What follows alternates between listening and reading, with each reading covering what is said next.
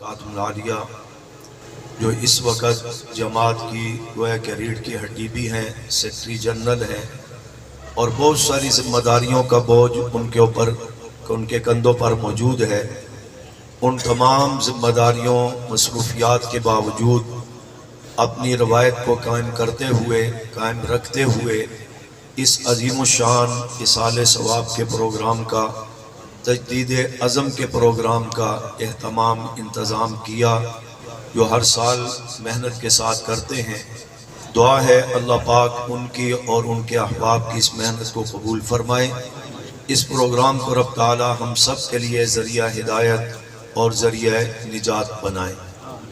اس کے ساتھ ساتھ آپ حضرات بھی مبارکباد کے مستحق ہیں، جو گرمی کی شدت میں دن بھر کی مصروفیات کے باوجود رات کے آخری حصے تک اتنی بڑی تعداد میں حبس کے باوجود، گرمی کے باوجود یہاں تشریف فرما ہے۔ اللہ پاک آپ کو بھی بہت بہت جزائے خیر عطا فرمائے۔ عنوان کی مناسبت سے یقیناً ہر انداز میں علماء کرام عالمانہ، محققانہ، خطیبانہ بیان فرما چکے ہیں، بیانات آپ نے سماعت فرمائے، اور بالخصوص حضرت علامہ علی شیر حیدری شہید رحمۃ اللہ علیہ کی علمی جھلک آپ نے مولانا عبدالجبار حیدری صاحب حفظہ اللہ سے آپ نے سنی۔ میں ایک جملہ کہا کرتا ہوں، ہمارا دور گزر گیا اللہ کی توفیق سے، جو کہنا تھا، جو جذبات تھے، جو انداز تھے، وہ ایک وقت ایک عروج ہوا کرتا ہے۔ جذبوں میں انشاءاللہ بات اب بھی موجود ہے، لیکن وقت کی بات ہوتی ہے۔ اب ہمارے سامنے یہ چیز ہے، ابھی آپ نے سنا مولانا لطف اللہ صاحب سلمہ اللہ، حضرت بہانوی صاحب دامت برکات عالیہ کے صاحبزادے ہیں۔ ایمانداری سے بتانا، جھلک تو محسوس ہوئی کہ یوں لگتا ہے جیسے حضرت بہانوی خود بات کر رہے ہیں۔ صحیح بتانا، میرے سامنے دو نمبری والی بات نہیں ہوتی، ٹھیک کہہ رہا ہوں۔ جب مولانا نعمان ضیاء سلمہ اللہ آپ سے مخاطب ہوتے ہیں، تو جنہوں نے حضرت فاروقی شہید رحمۃ اللہ علیہ کو سنا ہے، کچھ آپ کی یادیں تازہ ہوتی ہیں یا نہیں ہوتی؟ بلند آواز سے۔ ابھی اگر کچھ دیر تک مولانا اعظم طارق شہید رحمۃ اللہ علیہ کے صاحبزادے مولانا معاویہ اعظم صاحب تشریف لے آئیں، تو آپ سے جب مخاطب ہوں گے تو مولانا اعظم کی یادیں بھی تازہ ہوں گی یا نہیں ہوں گی؟ مبالغہ رائی تو نہیں کر رہا ہوں۔ جب مولانا ثناء اللہ حیدری صاحب گفتگو کرتے ہیں، اور ابھی علامہ عبدالجبار حیدری صاحب کی گفتگو سنی، تو ایمانداری سے بتانا ہے حیدری صاحب کی علمی یادیں تازہ ہوئی ہیں یا نہیں ہوئی؟ کیا میرا اور آپ کا دل نہیں کرتا کہ ہمیں جنگوی کی یاد بھی کوئی تازہ کروائے؟ کیا ہمارا دل نہیں کرتا کہ ہمیں جنگوی کی للکار بھی کوئی سنائے؟ کوئی ہمارا دل نہیں کرتا ہمیں جنگوی کا انداز بھی کوئی بنا کر کے دکھائے؟ میں اگر بات کروں گا تو میں نے الحمدللہ اس پر اللہ کی توفیق سے 35 سال گزار دیے ہیں، لیکن اصل جھلک تو اصل سے ہی کرتی ہے نا، وہاں سے ہی سلسلہ چلا کرتا ہے۔ تو دعا کریں اللہ پاک انہیں بھی توفیق دے کہ وہ حضرت جنگوی کی جھلک بھی ہمارے سامنے پیش کریں۔ ٹھیک ہے، جن کھیل کود میں ہم لگ گئے ہیں یا چند دوستوں نے لگا دیا ہے، اس سے اللہ پاک ہمیں محفوظ فرما کر، یہ بات کل مجھے گالیاں پڑیں گی مجھے پتہ ہے، لیکن میں یہ بات خلوص نیت سے دعوت فکر کے لیے کہا کرتا ہوں۔ پہلے بھی ایک جگہ میں نے کہی کہ دعوت فکر کے لیے کہا کرتا ہوں، یہ چھوڑیں ادھر ادھر کے کھیل تماشے۔ شہداء نے کتنا بڑا خدمات سر انجام دے کر کتنی بڑی قربانی دی، کتنی زیادہ ماریں کھائیں، ظلم و ستم کو برداشت کیا، اور ہم ایک شہید کے بیٹے ہو کر آج یہ کہیں کہ نواز شریف صاحب آپ میرے قائد، میری جان کیا میری روح بھی آپ کے لیے حاضر ہے۔ اس سے بڑی کوئی شہداء سے بے وفائی ہے، اس سے بڑی شہداء کے ساتھ کوئی زیادتی ہو سکتی ہے؟ ہم میں سے کوئی سستی ہو جائے تو آپ بڑی جلدی تبرے کر دیتے ہیں، جی شہداء کے خیال نہیں رکھتے، قیادت ان کا فکر نہیں کرتی، ان کا خیال نہیں کرتی۔ لیکن جب اپنے گھر سے، گھر کے چراغ ہی سے گھر کو آگ لگ جائے تو کچھ شکوہ وہاں بھی تو بنتا ہے نا، کہ آپ بھی اپنے رخ کو درست کریں۔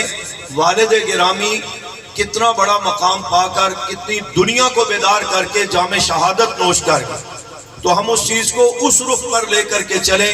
یہ جو جملہ کہا جاتا ہے نا شہداء کے وارث، جس طرح انبیاء کے وارث جو ہیں وہ درم دنانیر مال و اسباب میں نہیں ہوا کرتے، علوم نبوت کی وراثت ہوتی ہے جو علماء کے پاس ہے، اسی انداز میں شہداء کا وارث بھی وہی کہلاتا ہے جس کے پاس شہداء کا مشن ہو، جس میں کے پاس شہداء کا کردار ہو، جس کے پاس شہداء کا چال چلن ہو، جس کے پاس شہداء کے جذبے ہوں، جس کے پاس شہداء کی سوچ ہو، جس کے پاس شہداء کی فکر ہو، جس کے اٹھنے بیٹھنے سوچ و فکر میں شہداء کی تڑپ موجود ہو کہ وہ جس مشن کاز کے لیے شب و روز محنت کر رہے تھے، آج ان شہداء کے حقیقی وارث چاہے ان کے صاحبزادوں کی صورت میں ہو یا جماعت کی قیادت کی صورت میں ہو، جماعت کے ذمہ داروں کی صورت میں ہو، حقیقی وارث وہی کہلوائیں گے جو شہداء کے مشن کاز کو لے کر،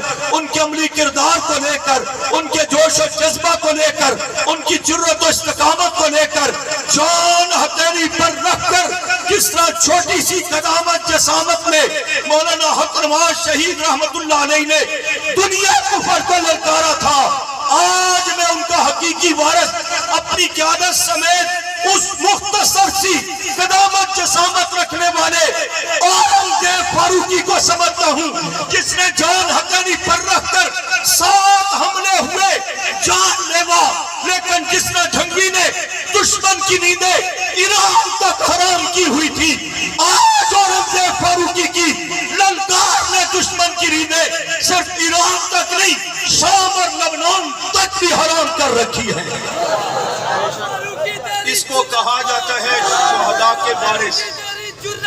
ہم ان تمام شہداء کو خراج تحسین پیش کرتے ہیں جن کا آغاز بدر کے شہداء سے ہوا، میں انہیں بھی ان 14 شہداء کو جو صحابہ ہیں انہیں خراج تحسین پیش کرتا ہوں، احد کے 70 شہداء کو خراج تحسین پیش کرتا ہوں، خیبر کے 19 شہداء کو خراج تحسین پیش کرتا ہوں، نبی کریم صلی اللہ علیہ وسلم کے دور میں 256 صحابہ نے جام شہادت نوش کیا، ان تمام شہداء کو خراج تحسین پیش کرتا ہوں، ابو بکر صدیق کی مقام شہادت کو خراج تحسین پیش کرتا ہوں، اس کی تفصیل ہے کہ آپ زہر کے اثر سے تبھی موت اگرچہ فوت ہوئے لیکن ایک قسم شہادت کی، اور حضرت عمر کی شہادت کو سلام عقیدت پیش کرتا ہوں، حضرت عثمان کی شہادت کو بھی سلام پیش کرتا ہوں، حضرت علی کی شہادت کو بھی سلام پیش کرتا ہوں، حسن حسین کی شہادتوں کو بھی سلام پیش کرتا ہوں، حضرت حسن بھی دشمن کے نیزے لگنے سے زخمی ہوئے تھے، اسی بیماری میں پھر وہ دنیا سے رخصت ہوئے،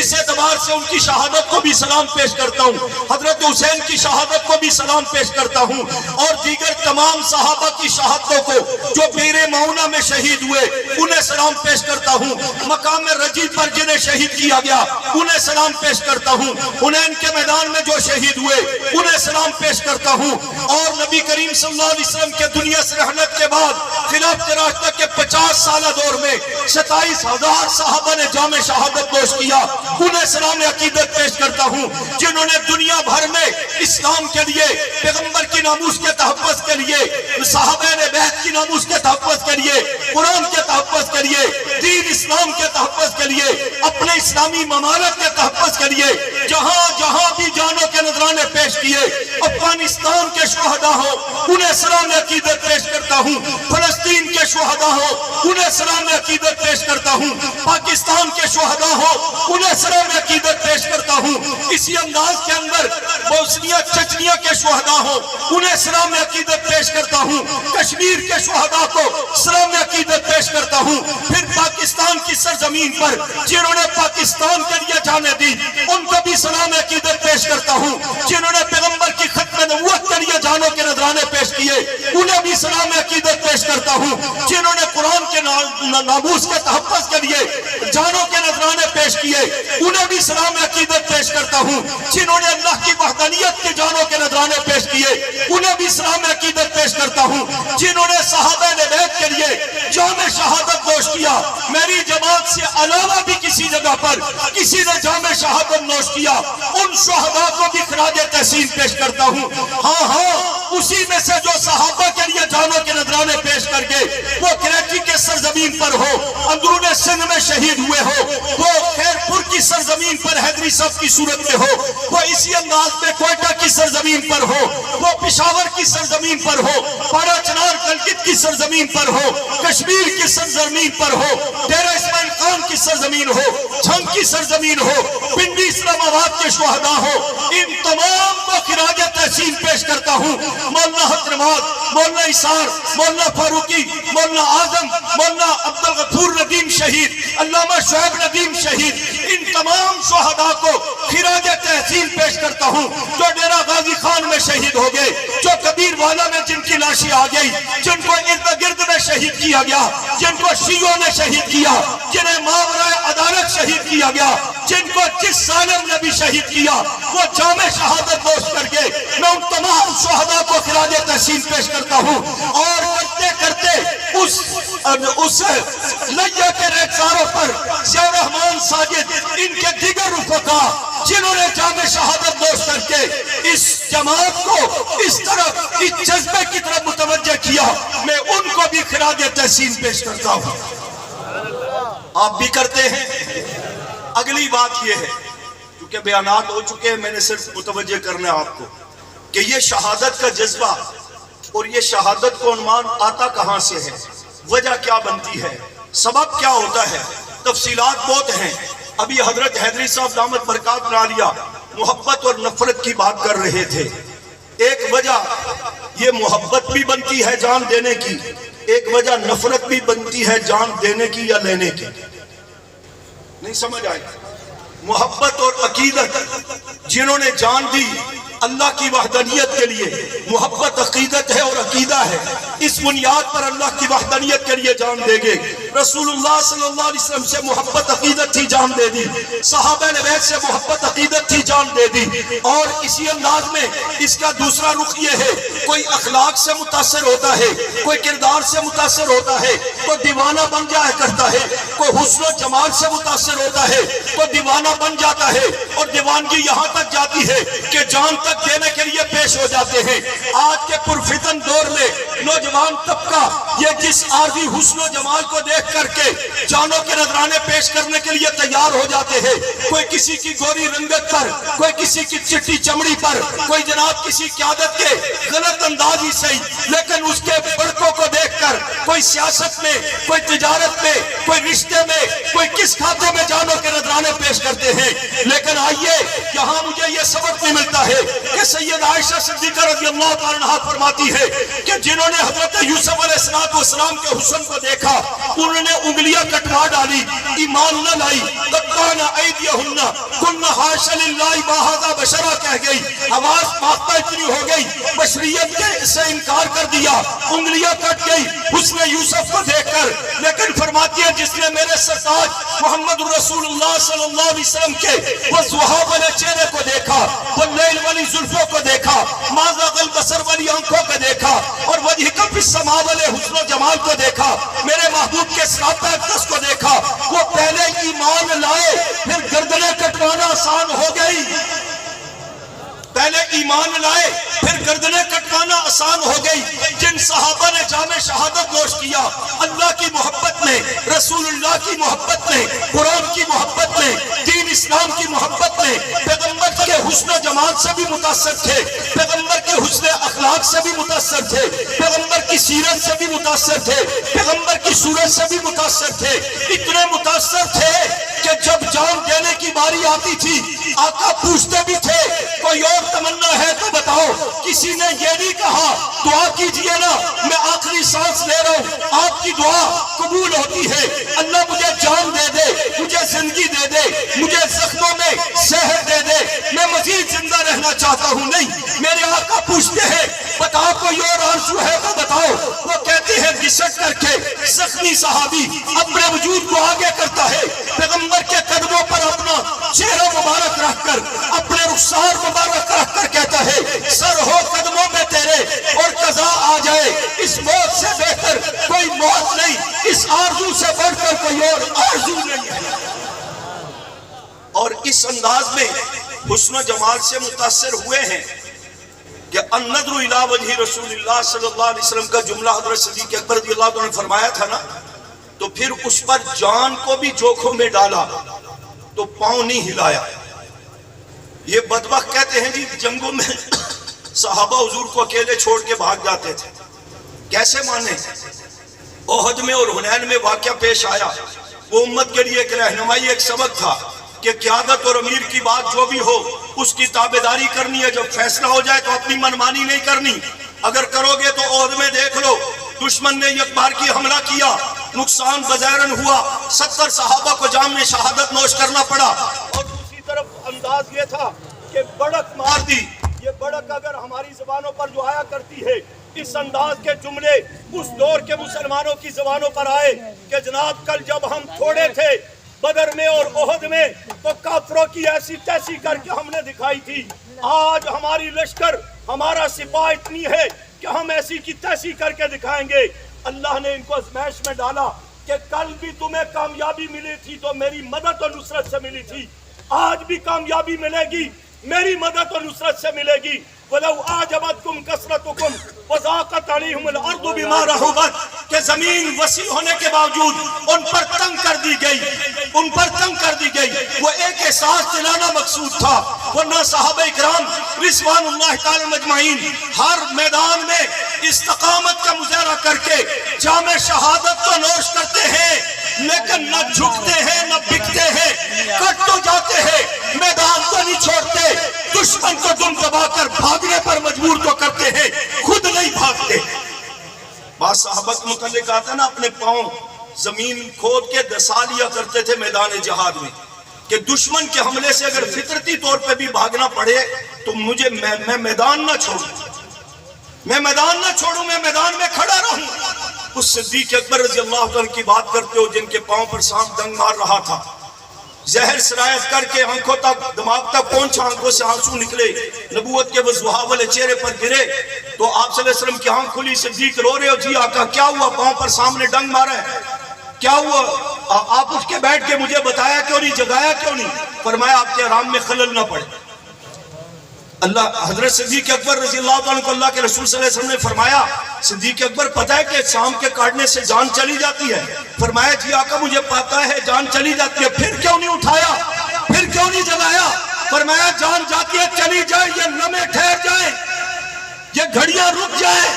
تو کہتا ہے بھاگ جاتے تھے میدان جہاد میں، تو دشمن حملہ کرے گا یا نہیں کرے گا کسی کو پتہ نہیں ہوتا، یہاں تو کالا حملہ کر رہا تھا، سام ڈنگ مار رہا تھا، تم بھاگنے کی بات کرتے ہو۔ صدیق اکبر رضی اللہ عنہ نے وجود کو حرکت تک نہ دی، آقا کے آرام میں خلل نہ پڑے۔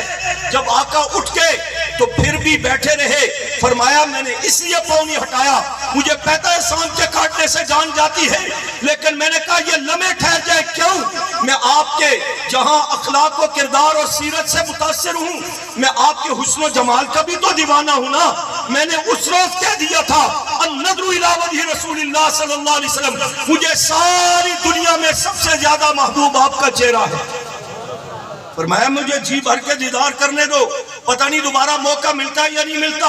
حضور نے فرمایا صدیق اکبر روزانہ مجھے دیکھتے ہو، یہ کیا انداز ہے، یہ کون سی بات ہے، جان مشکل میں ڈالی ہوئی ہے اور آپ کہتے ہیں میں آپ کی زیارت کر رہا ہوں۔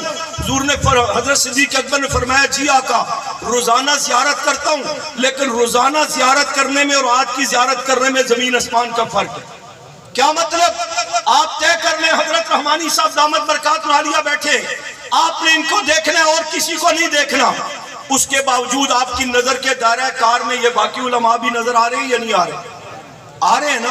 یہ پیچھے بینر بھی جو حضرات کے پیچھے چھپا ہوا ہے یہ بھی نظر آ رہا ہے، بولتے نہیں ہیں یار، یہ کیمرے والوں کو نظر آ رہا ہوگا زیادہ، یہ جنہوں نے موبائل اٹھائے وہ ان کو تو نظر آ رہا ہوگا، آ رہا ہے، آپ کو بھی نظر آ رہا ہے، آپ کو آئے نہ آئے ان کو نظر آنا چاہیے، کیونکہ بڑا اہم فریضہ ہے، اس کے بغیر نہ آپ کا جلسہ قبول ہوگا، نہ نماز قبول ہوگی، نہ عمرہ قبول ہوگا، نہ حج قبول ہوگا۔ حج پر جاؤ تو وہاں بھی میاں بیوی اپنے سیلفی بنا رہے، پیچھے بیت اللہ ہے، تاکہ اللہ کو ریکارڈ میں لا کر کے دکھائیں بھئی ہم نے عمرہ کیا تھا، شاید معاذ اللہ ادھر اطلاع نہ ہوئی ہو، ایک بیوی کھڑی ہوتی ہے پہلے تصویر بناتی ہے، پھر بیوہ کھڑا ہوتا ہے وہ اس کو کہتا ہے میری تصویر بناؤ، پھر ایک دوسرے کی تصویریں بناتے ہیں. پھر عوام کو میں کیا کہوں، علماء بھی یہ کام کرتے ہیں. جو جتنا بڑا شیخ الحدیث ہے اس کے ہاتھ میں اتنا بڑا موبائل اٹھایا ہوا ہوگا. ہوتا ہے ایسا کہ نہیں ہوتا؟ اور جب میں کہتا ہوں یار یہ نہ کرو، یہ گناہ ہوتا ہے، حرام ہوتا ہے. مجھے حرم کے باہر ایک مفتی صاحب مل گئے. انہوں نے کہا جی مفتی صاحب نے فتویٰ دیا ہے، آپ بڑے ہیں یا مفتی صاحب بڑے ہیں؟ میں نے کہا مفتی صاحب بڑے ہیں یا روزہ مبارک میں آرام کرنے والے امام الانبیاء صلی اللہ علیہ وسلم کی ذات گرامی بڑے ہیں؟ حضور علیہ السلام کا حکم ہے، فتویٰ نہیں. ان اشد الناس عند اللہ عذابا یوم القیامہ المصورون. قیامت کے دن سب سے زیادہ سخت عذاب جو ہے وہ تصویر بنانے والے کو ہوگا. اس حدیث میں نہ تشریح ہے کہ موبائل کی تصویر وہ مستثنیٰ ہے، ہاتھ کی تصویر جو کچھ بھی نہیں ہے، مطلقاً ایک حکم ہے. اور اس کے بعد جبرائیل علیہ السلام آئے بھی نہیں دوبارہ کوئی حکم بتانے یا اس کا رد کرنے کے لیے، لہذا جو حکم تھا وہی ہے. پھر بھی کوئی کہتا ہے جی مفتی صاحب نے حکم دیا تھا، فتویٰ دیا تھا. جن کا نام لیتے ان مفتی صاحب سے میں نے پوچھا، وہ کہتے ہیں میری تصویر کبھی آپ نے دیکھی ہے؟ پھر بھی کہتے نہیں جی مفتی صاحب نے حکم دیا تھا، فتویٰ دیا تھا. تو مفتی صاحب نے تو یہ بھی فتویٰ دیا تھا کہ شیعہ کائنات کا بدترین غلیظ ترین کافر ہے. جب آپ نے اتنے لوگ شہید کروا دیے، اتنے علماء کے جانوں کے نذرانے پیش ہو گئے، تو پھر ایک مفتی صاحب نے یہ بھی کہہ دیا نہیں جی آپ کو غلط فہمی ہوئی، ہمارا بھائی ہے. تو فتووں میں چلو گے تو یہی کچھ ملے گا. آپ کی جان چلی جائے گی، فتویٰ بدل جائے گا. آپ کے بچے یتیم ہو جائیں گے، فتویٰ بدل جائے گا، سوچ بدل جائے گی. اس لیے فتنوں کا دور ہے. فتوے کی چکر میں مت پڑا کرو، تقوی کی زندگی کو اپنانے کی مزاج بناؤ. فتنوں کا دور ہے، رخصت کے چکر میں مت پڑو، عزیمت کی راہ اپنانے کی کوشش کرو. بات میں کر رہا تھا، نبی علیہ السلام کو حضرت صدیق اکبر نے فرمایا آقا روز دیکھتا ہوں، لیکن روز کے دیکھنے میں آج کے دیکھنے میں زمین آسمان کا فرق ہے.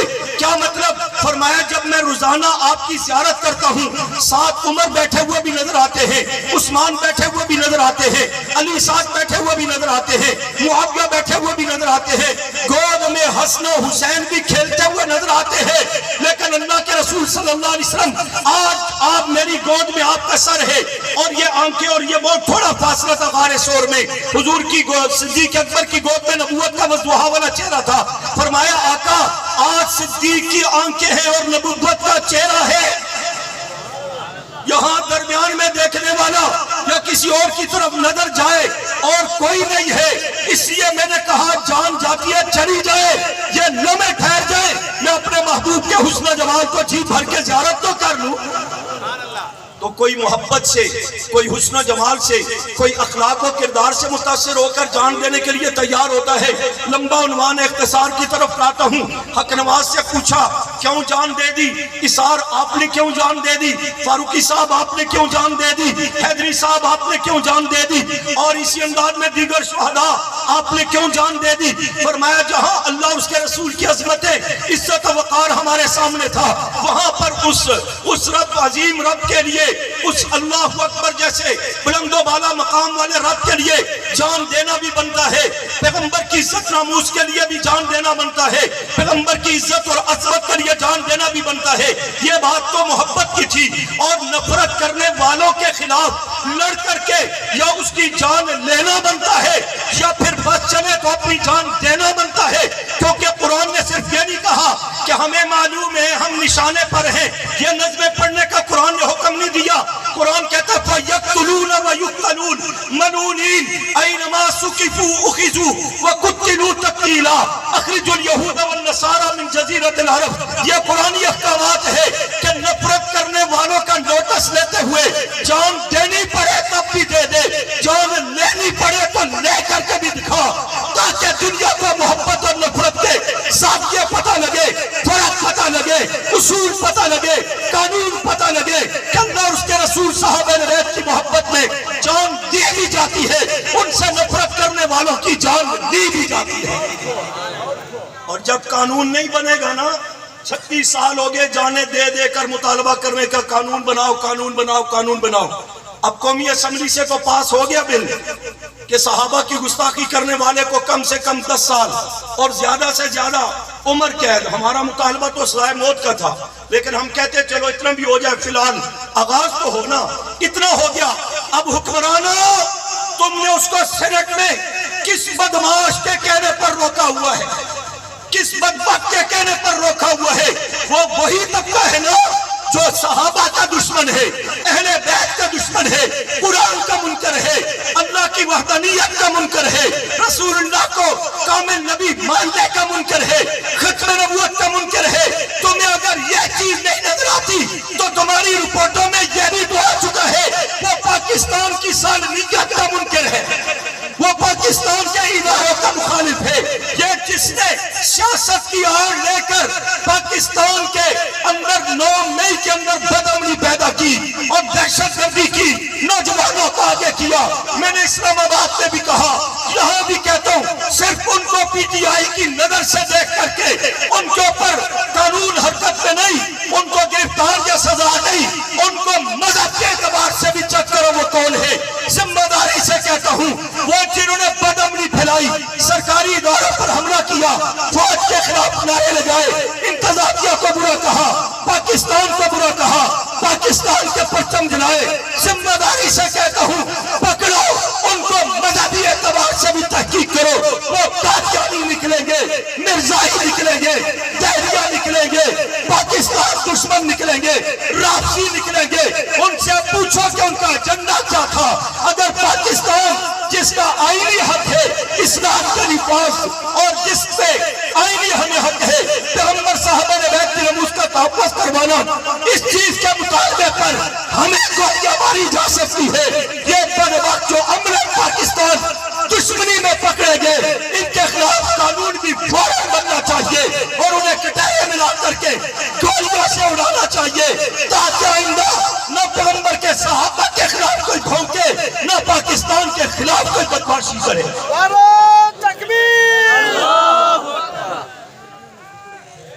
یہ ہونا چاہیے نہیں ہونا چاہیے؟ یہاں تو مذہبی لوگوں کے لیے فوراً عمل درآمد، اوپر سے آرڈر، ہدایات، یہ کر دو، وہ کر دو، مار دو، ہٹا دو۔ جن کو تمہیں آقاؤں نے کہا یہ ملک دشمن ہے، تم نے اتنا عرصہ تحقیق کر کے تفتیش کر کے دیکھ لیا۔ الحمدللہ ہمارے مذہبی لوگوں میں، دینی لوگوں میں، بالخصوص میں اپنی جماعت کی بات کرتا ہوں، ذمہ داری کے ساتھ کوئی ملک دشمن نہیں نکلا۔ ہمارا دکھ درد ایک ہی تھا، ہے، رہے گا کہ صحابہ کی عزت کا تحفظ کرواؤ، ناموس سے صحابہ کا تحفظ کرواؤ، قانون بننے دو، رکاوٹ مت بنو۔ جو رکاوٹ بن رہے ہیں نشاندہی تمہارے سامنے ہے، ان کو اپنی نظروں میں رکھ کر تفتیش میں لے کے آؤ۔ وہ اسلام کے دشمن بھی ہے، پاکستان کے دشمن بھی، اور ان کافروں کو ختم کر کے فوری طور پر قانون سینٹ سے پاس کرواؤ اور اس پر عمل درآمد کراؤ۔ یہ ہونا چاہیے بلند آواز سے، نہیں ہے تو مولانا احمد الدہانوی صاحب دامت برکات نہ لیا، کب تک اور کس کس کو کتنا کتنا پکڑ پکڑ کر کے روکیں گے؟ بھئی صبر کر جاؤ، ایمان کا مسئلہ ہے، ایمانی غیرت کا مسئلہ ہے۔ آپ مجھے، ہمیں پتہ ہے کہ آپ جان دینے کے لیے بھی تیار ہیں، جان دشمن کی لینے کے لیے بھی تیار ہیں، لیکن میں تمہیں کہتا ہوں پاکستان کے امن کے لیے صبر کرو، امن کی خاطر صبر کرو، ملک کی خاطر صبر کرو، اور قوم کی خاطر صبر کرو۔ لیکن حکمرانوں، مولانا کب تک ان کو روکتے رہیں؟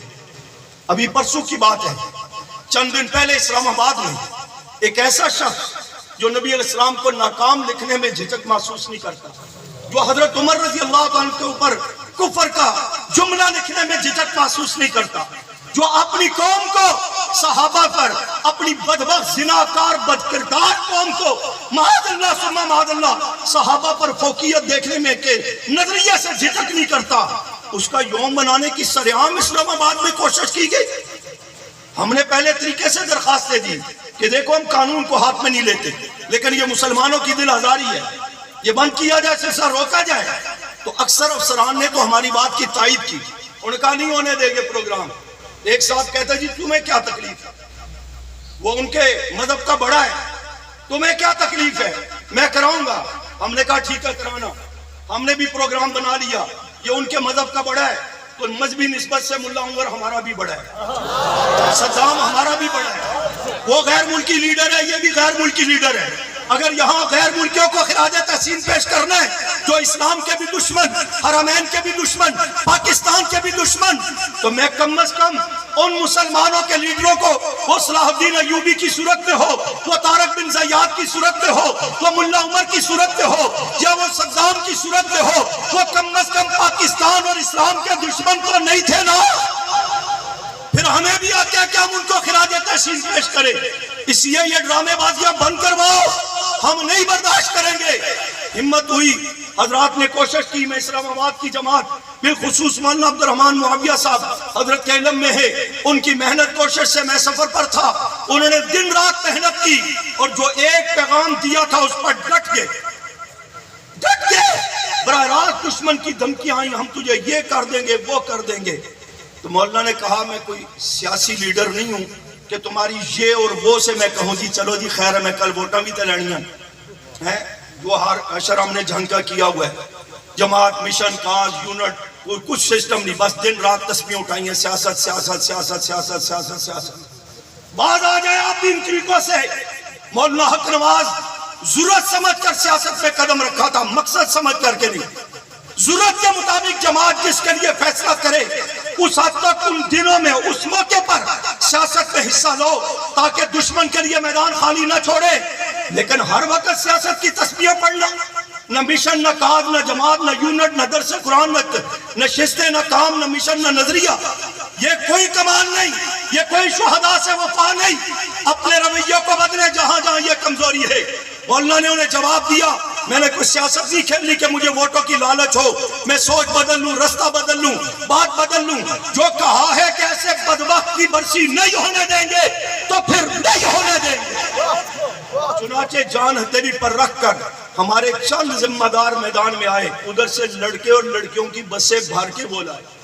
وہ جنگ قادسیہ میں جو تھا، وہ لڑکیاں اس لیے نہیں لائے کہ وہ بڑی بہادر تھی، وہ اس لیے لائے شاید ان کو دیکھ کر مولانا عبد الرحمن صاحب باقی دیکھ کر کہ اچھا یار ہے بڑا حسن و جمال ہے، ایسے ہی ہم جناب ان لڑائیوں میں پڑے ہوئے ہیں تو چلو ان سے کوئی دوستی شوستی کر لے، جیسے ہمارے بعض مولویوں کی رال ٹپکنے لگ جاتی ہے شیعوں کو دیکھ کر۔ لیکن یہ جنگلی کے تربیت یافتہ ہے، الحمدللہ کامیابی ہوئی۔ میں ان دوستوں کو بھی خراج تحسین بھی پیش کرتا ہوں اور آپ سے دعاؤں کی بھی درخواست۔ اسی انداز میں آج راول پنڈی میں 2 دن پہلے 2 بدبختوں نے سرعام بڑی کھل کے گستاخی کی۔ حضرات نے کہا اور یہ جو سائبر کرائم کا ادارہ ہے انہوں نے گرفتار کر لیا، گرفتار کر کے رات کو رکھ کے کسی کا فون اوپر سے آیا ہوگا یا پیسہ آیا ہوگا، اگلے دن گستاخوں کو چھوڑ دیا۔ پھر اشتعال بڑھا، ہم جو مشکل سے اس نوجوان کو کنٹرول کرتے ہیں، نہیں بھئی بات قانون کی ہو رہی ہے، آپ جب جانبداری کرتے ہیں، گستاخوں کو رائے دیکھتے ہیں، پھر ان کا خون کھولتا ہے، پھر یہ مرنے مرانے کے لیے تیار ہوتے ہیں، فَيَقْتُلُونَ وَيُقْتَلُونَ۔